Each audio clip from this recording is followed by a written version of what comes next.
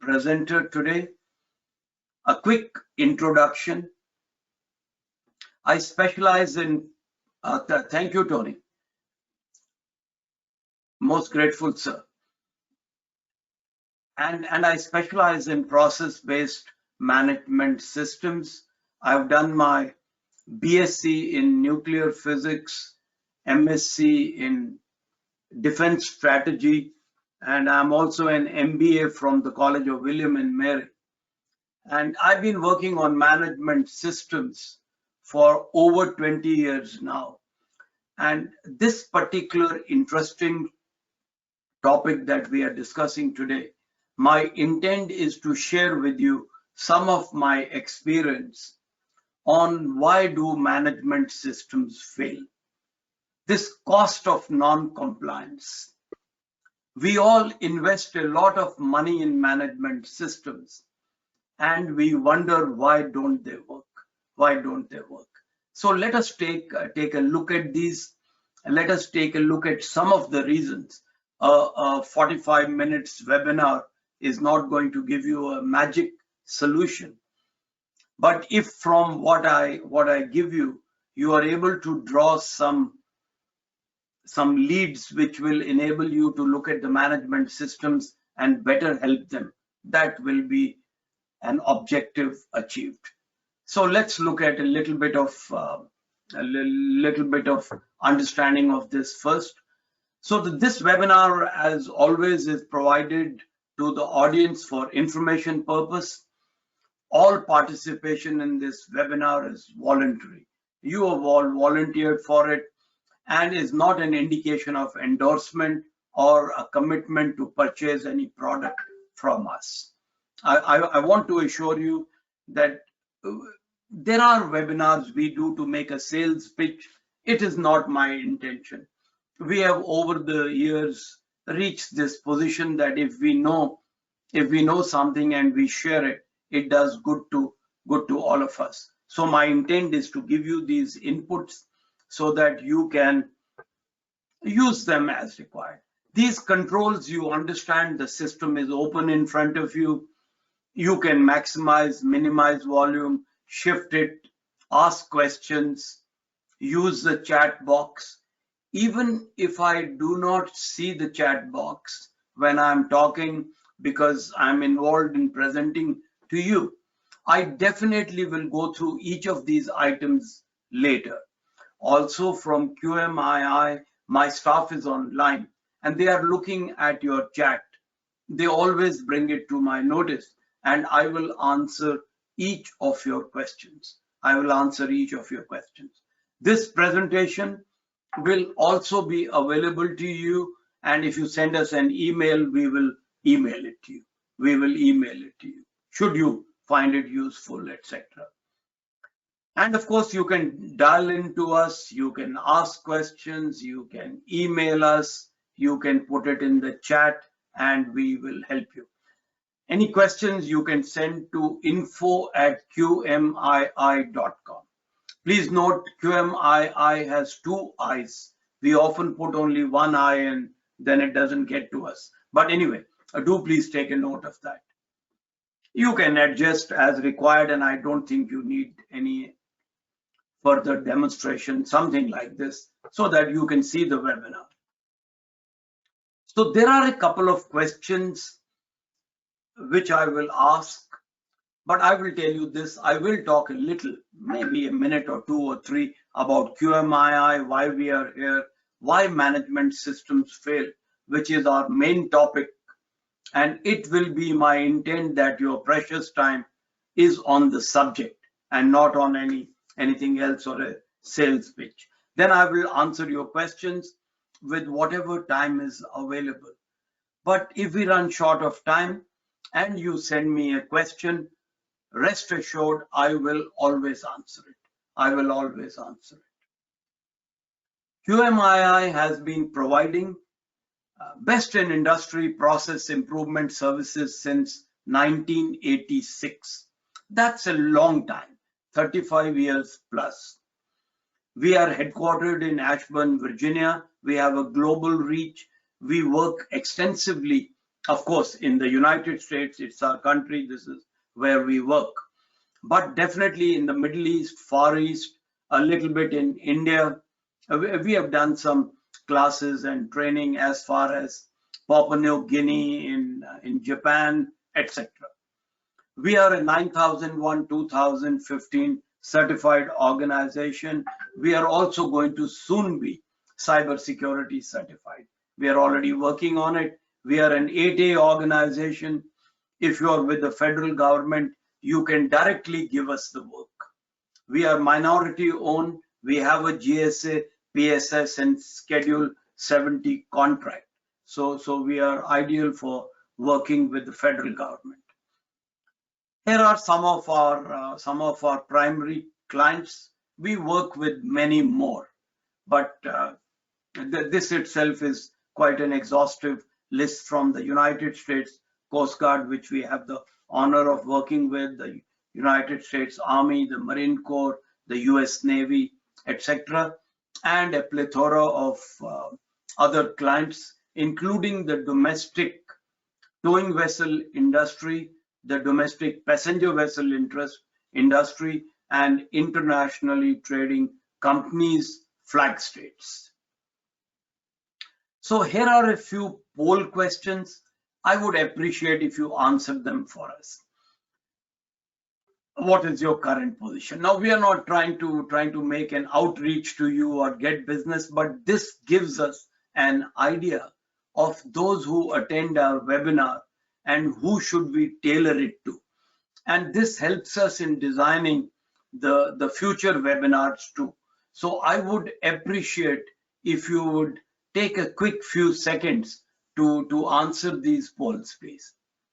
To answer these polls. And I am going to, oh no, where did it go? I think I did some snafu there. Give me a minute, please. I've taken care of it. Okay, have you put the poll up? Yes. Okay.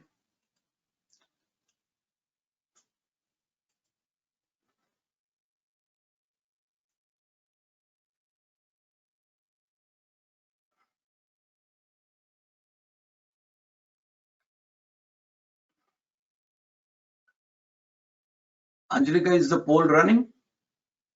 Can you all see the poll? We saw the first question, IJ. Yeah, okay, thank you.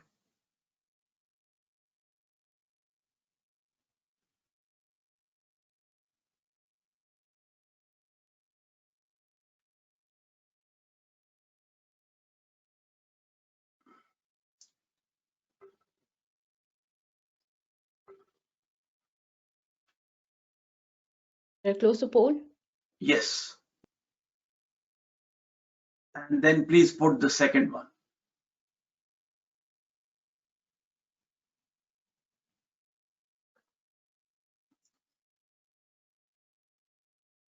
Can you all see the second, my biggest system challenges? Yes. Thank you, Martin.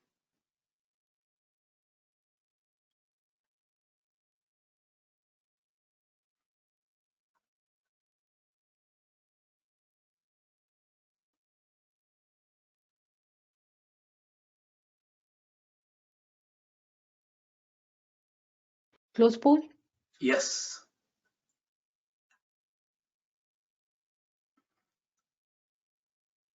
So let us understand how we will create an environment for conformity, how to increase the buy-in, and the importance of creating a culture where non-conformities are not hidden. So as a start to this discussion, it's like a question we all want to answer. And the first point I like to bring to everyone's notice is, I know many of you are experts. My presentation is missing. Can you see it now, sir? Thank you for bringing it to my notice. Can you all see it? All right. So our first thought is to differentiate between an inspection and an audit. Please remember that the audits look at the process. The intent of the process is to produce confirming products.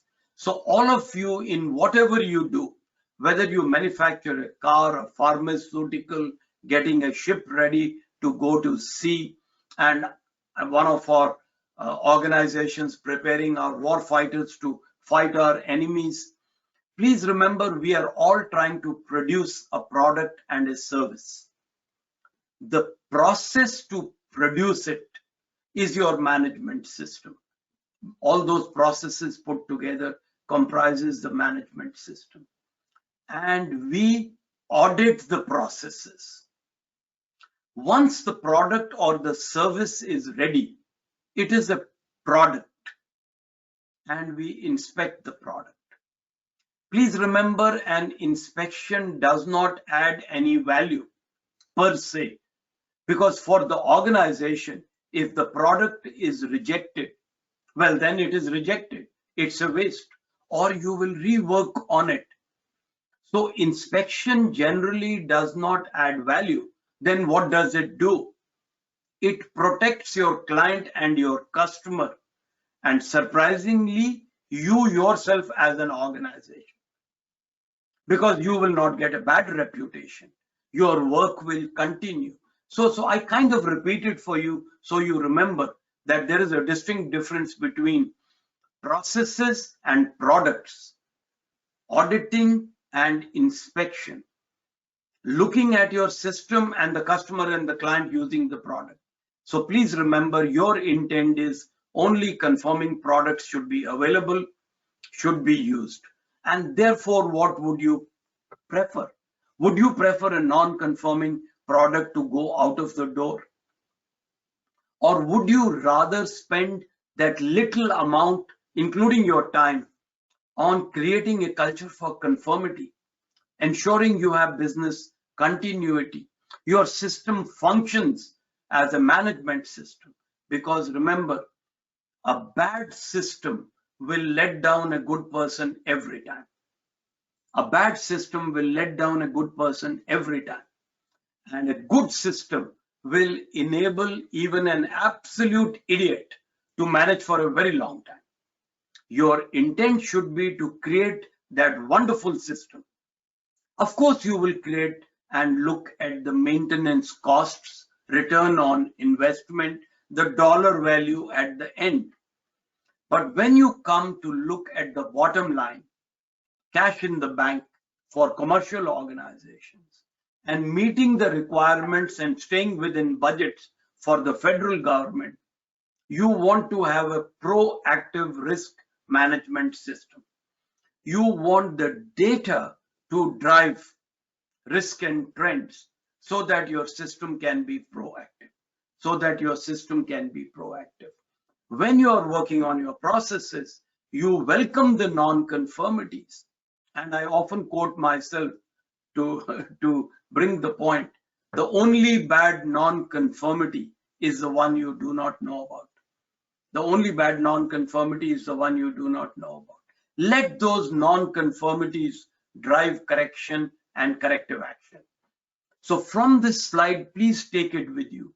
You do not want non-conforming products to go out. That is what the management system is about. And how can you ensure this? If what the top management is thinking, what the leadership is thinking, and in two-tier organizations where the managements are separate and supervisors are separate, if the connection between leaders and the working level is lost. And how is this connection maintained? This connection is maintained by your management system. So in this analogy of the smoking volcano, what do you see? That the leaders create the policy, and then they must give, and make a note if you are writing notes, that measurable objectives, often called the KPIs, key performance indicators, are one of the main pillars of the management system. Most management systems, I get surprised, don't even have measurable objectives. It is a mandatory requirement of the primary standard, and they must be available at relevant functions levels to meet the vision. That means the vision and the policy must be converted to measurable objectives for the users, the workers, the ground level. Then this gray cloud that I have shown to you will vanish. Your management system connects these two. Therefore, we are trying to create an environment for safe operations, for efficiency, depending on what your intent, what your management system does. And your worry and our topic today is, why then, when we know all this, are agreed requirements not met? Some of the causes are very simple. Information does not get to the person doing the job. You did not provide the complete information. It is incomplete or out of date, particularly in today's software managed, electronically managed, intranet placed information. Somebody prints it, the next day it is updated, and therefore somebody is using out of date information. People know what to do but fail to do it. They are not motivated. They have not been oriented to the management system. Your process controls are inadequate. The supervisors change. Change management has not been managed well. Tasks are assigned generically. It is everybody's responsibility. Everybody's responsibility is nobody's responsibility. Tasks must be assigned to individuals. And many times senior leadership promises a lot, but then they cannot find the funds, and therefore expense becomes an issue. Please remember, investment in your management system always helps you, always helps you. Therefore, the question comes, when we say that investment in your management system helps you, does it mean that it should be an over-documented management system? And the answer is no. The answer is no. Nothing kills love like an overdose of it. And nothing kills a management system like over-documentation of the management system. Normally, generally, it is weak organizations, organizations which are not confident, organizations which want to blame their medium level, mid-level management, that they put too much in that. I have cleared my yardam, I have put everything there. Now that guy is responsible. You have made a system that is bound to fail. Top management remains accountable and responsible for the management system. So don't over document. It is still your accountability and your responsibility. Document to the extent it is necessary. Are you all good with this? Therefore, an effective management system, when I say is the answer, my answer is based on make compliance easier by reducing the administrative processes. Those who actually do the work and bring you cash in the work, don't drown them and kill them systematically with over documentation. Don't ever, and I say it with a lot of experience, don't ever design the management system for the auditors. You will be surprised 70% of the time when I ask an organization, why have you written it to the clause system, template? Why did you give up the system you had? Oh no, these guys, the auditors said it will be easier to get certified if we write it like that. And I say to you, please do not design the system for the auditors. The system must be designed for your employees, for the users, by the users, and therefore never throw away the baby with the bathwater. Don't get rid of your as is. Keep your as is. like a proper noun, keep your as is. Work from the as is of your system, not from a template. And from that, grow your system. From that, grow your system. Therefore, please remember, reducing the burden on the workforce is one of your objectives if you want the management system to work. Streamline things. Do those things which support conformity. By greater use of technology, if you please, and if it works for you, identifying common areas and integrating all that of the documentation requirements. Don't overdo it. Make it very simple for them. Build a culture so that the workforce is motivated to use and improve the system. When we implement the system for our clients, we insist that we do 2 workshops. One is called orientation for all employees, so we can answer their question, what is in it for me?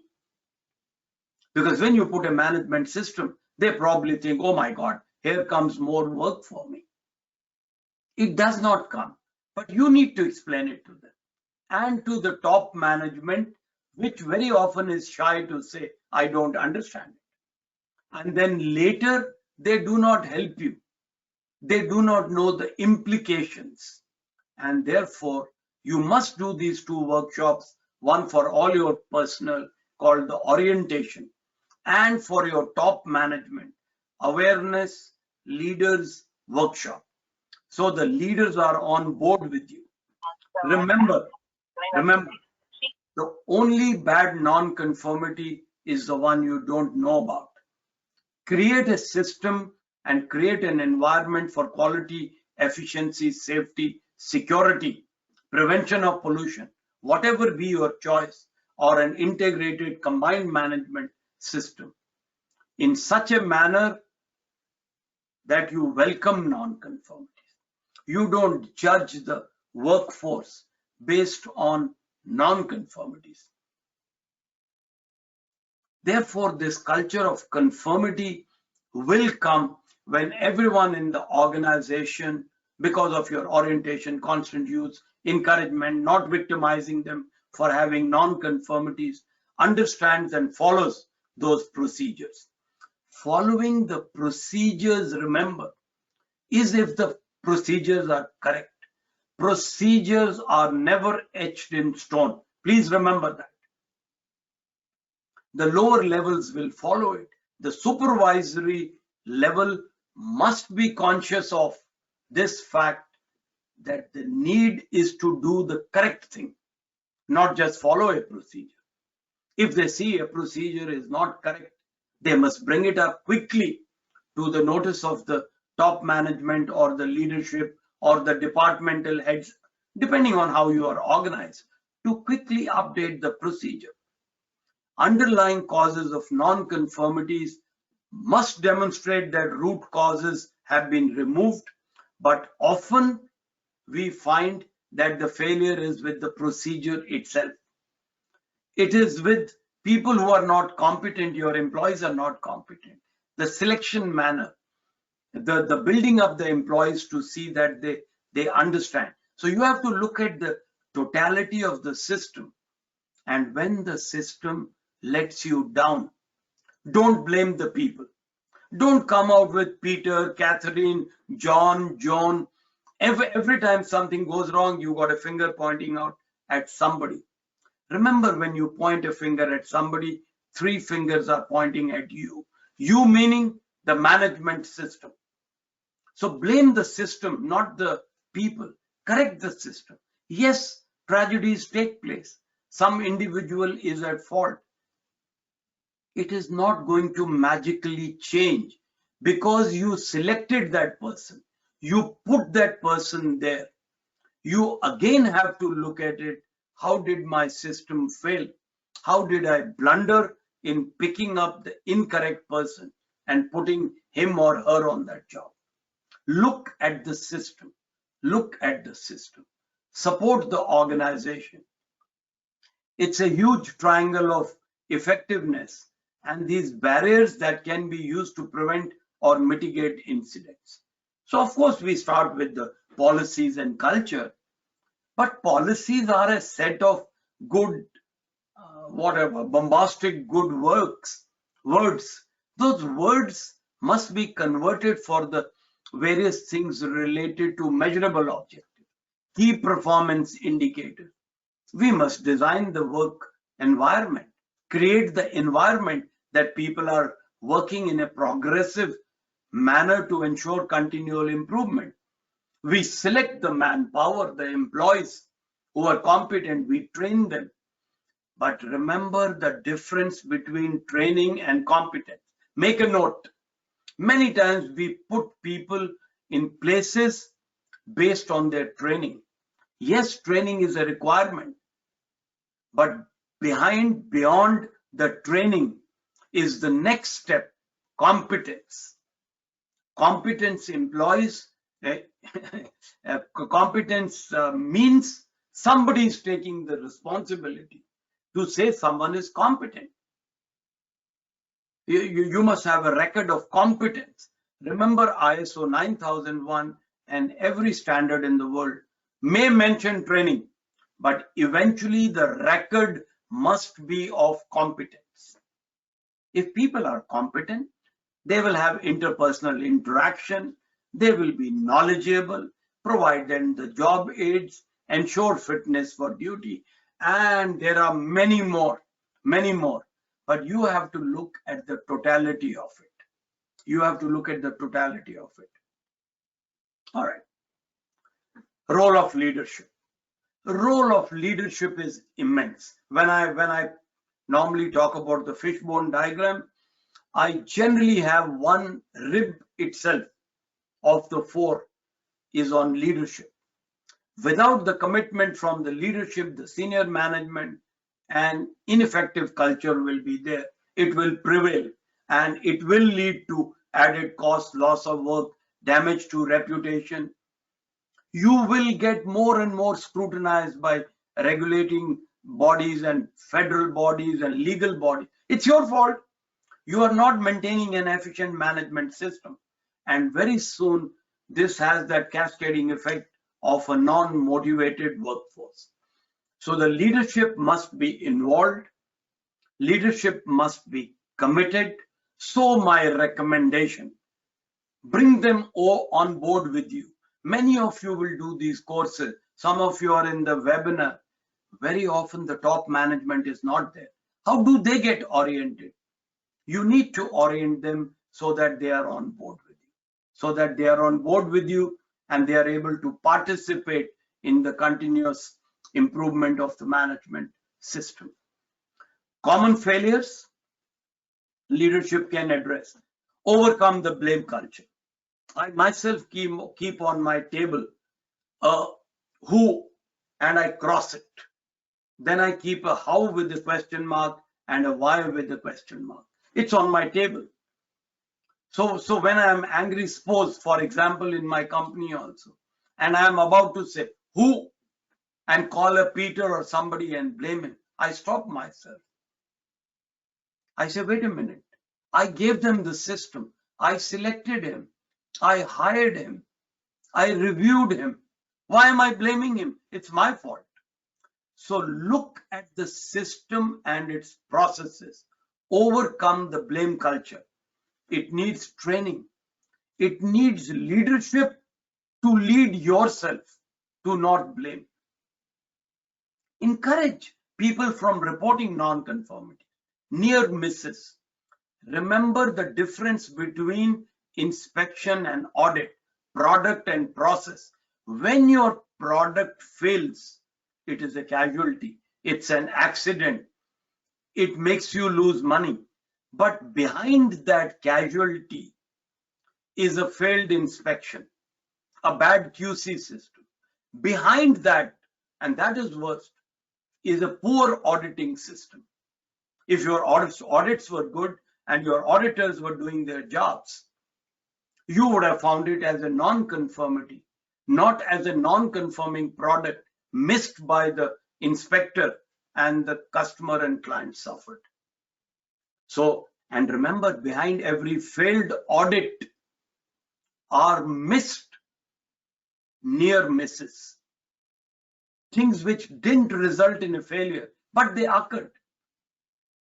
But nobody reported. Report near misses. And behind the near misses is a badly designed management system. If your plan itself is wrong, how do you magically expect that things will go right at the do stage of the cycle? Therefore, plan well. Spend time on it. Ensure audits highlight negative and positive aspects. Analyze investigation reports. I will show you the PDCA cycle soon.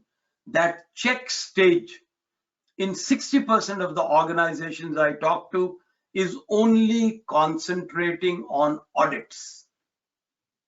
Incorrect. Audits are primary, 60, 70%. Don't forget rejections at inspections are inputs. That's where you lost money. Industry feedback, it's an internet kind of a world connected. If a tragedy occurred in Timbuktu and it relates to your industry, why would you not be aware of it? Why would you not be aware of it? So please remember, audits, inspections, customer feedback, and industry inputs must all be considered. Analyze investigation reports, address risks, consider the opportunities for improvement. Whenever you get a risk, yes, you want to mitigate, take care of it, various things. Hey, it's also an input to you to see, can I do it differently? Technology has advanced so much. Innovation has come in. So use a suitable dashboard for trend indicators. I don't mind repeating the famous phrase I use. Non-conformity drives correction and corrective action. Corrective action is root cause analysis. Excellent. But remember, when that non-conformity is closed, it becomes a data point. Data points give you data. And remember, to be a proactive organization, that data drives risk and trends. And your system is mature when you are being given the risk and trends before, so you can be proactive. Once the product fails, everybody is reactive. So use a suitable dashboard. So please remember, success of the management system depends on the culture of the company, and it is driven by leadership. I emphasize it. They should all be a part of the implementation of this effective management system. And therefore, the best answer to that is plan, do, check, act. If you haven't done an ISO 9000, doesn't matter what your industry, you may be a laboratory, you may be doing other work, you may be an automobile, you may be in aerospace using an industry specific standard like AS 9100, 9110, food industry, ISO 22000. You may be an IT organization, I don't mean cyber, an IT organization efficiency with ISO 20000. It doesn't matter. In all that you do, you are making a good plan. That good plan is based on your understanding your product, appreciating the risk in the context of the organization, orienting your manpower, updating and making your leadership knowledgeable so that you make a good, robust plan before you implement it. Having implemented it, have a strong check stage. Demand it of your quality managers and others who do the job that they produce for you risk and trends, not just keep collecting non-conformities. Ask them this question. Did you look at the inspection report? Oh no, that is QC's job. So how are you looking at the check stage? How are you giving me a total picture on the performance? What about customer feedback? What about similar industry, how are they performing? Make that robust stage strong at the check stage so that the inputs studied, analyzed, filtered are presented at the act stage. And if you are writing notes, write that the act stage is a top management, a leadership stage. Act is synonymous to what the leadership does. After that, you go back to the plan again. You go back to the plan. And if you haven't done an ISO 9001 and you are going to do it, or if you have done it, remember that the robust plan is made by using the clauses 4, 5, 6, 7. In your PDCA cycle, you can almost write there clause 4, 5, 6, 7. Remember that do stage is clauses under 8. Check stage is 9 and act is 10. Once you have that clarity in your mind, you can also see the wisdom of the world in the various standards, starting with ISO 9001, being used to its optimal level by making a good plan with 4, 5, 6, providing the support with 7, before you go to the implementation with 8. Remember, before the cycle operates again, you need those inputs from the check stage at the act stage to start the second cycle. I hope if you have questions on any of this, you are keeping them and you will ask me after this. But this is most important. All that I have talked about before must manifest in your having an effective, active PDCA cycle working. It's no point of all the clauses if they are not resulting in enabling you to make a good plan. If the plan itself is wrong, why are you surprised that your implementation is not correct? Why is it surprising you that you have got more and more rejections at inspection? Why is it news to you that some inspections failed and your organization's product goes into the market and causes harm, casualty, whatever? You have a weak check stage. And therefore, please remember, the first indicator that your management system is working, particularly after you just implement, is indicated in this graph to say almost for 1 year, 1.5 years in a mid-sized organization, the non-conformities will shoot up. And therefore, senior management should take pride. Not that, oh my God, I put money on this system. Why have my non-conformities gone up?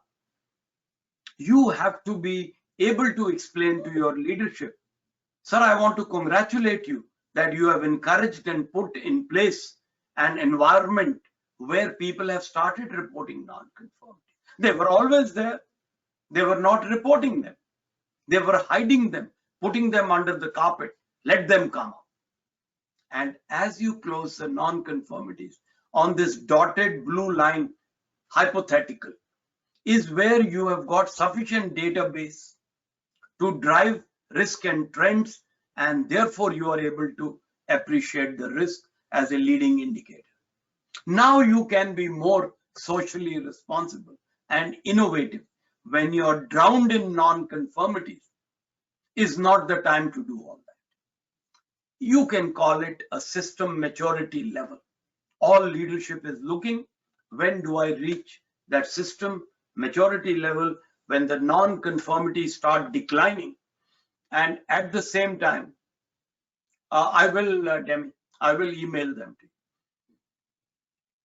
you. Please remember this, that the non-conformities will give you sufficient database to be able to appreciate the risk and trends. Are you all good with this?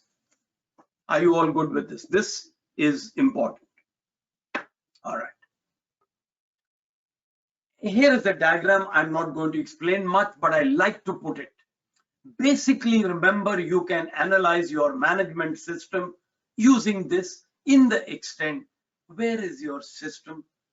Are people scared of being blamed, punished, removed from jobs for reporting what is wrong, then you have a wrong culture. The start itself is not correct. Or have you matured to the next level where you are only worried about the non-compliance, but people are not worried, they do their job. And as you go to the third stage, you are striving for excellence. You are not worried about the non-conformities and other things. They are all inputs.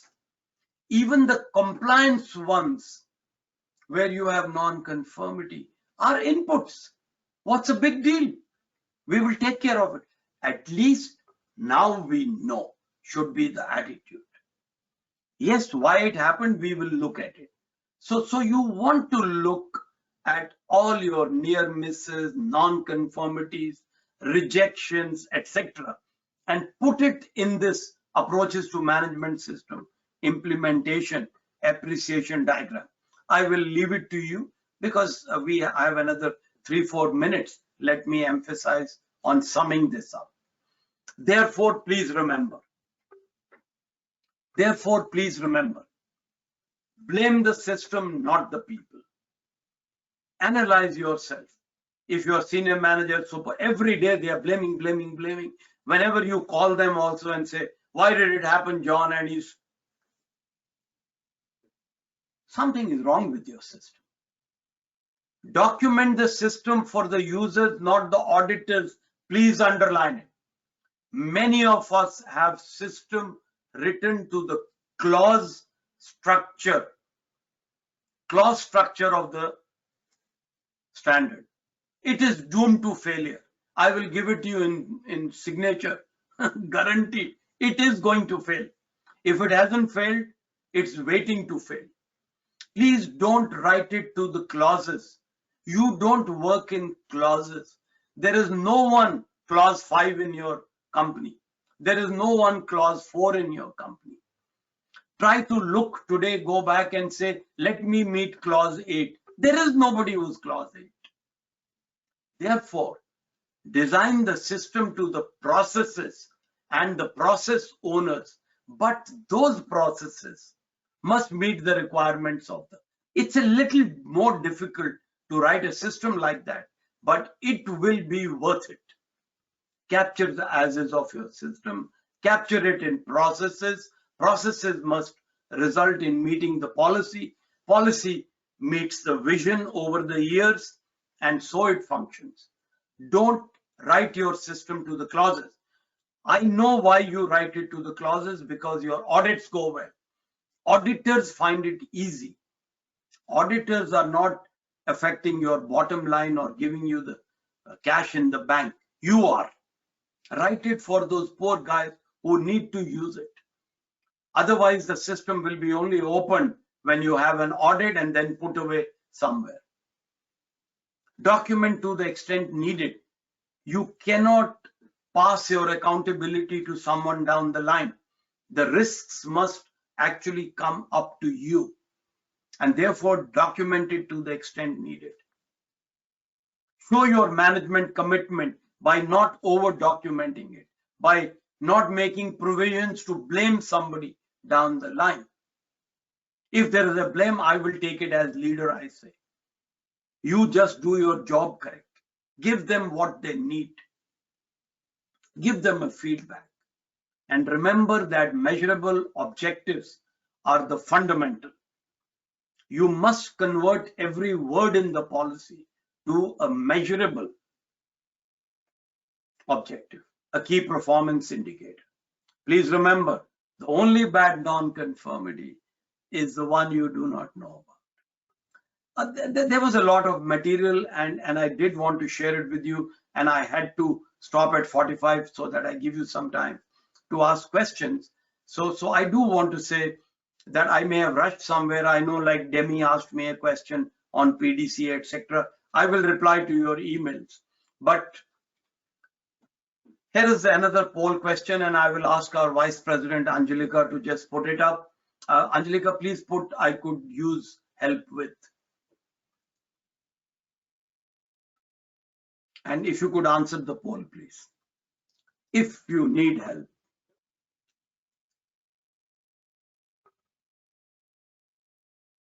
Polls up. All right, thank you.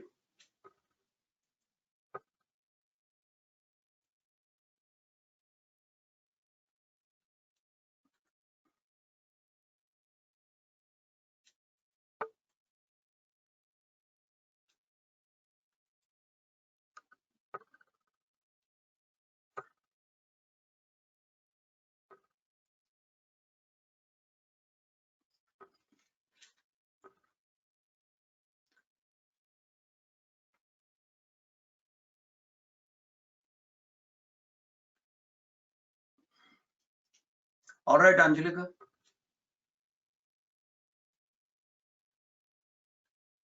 Wonderful.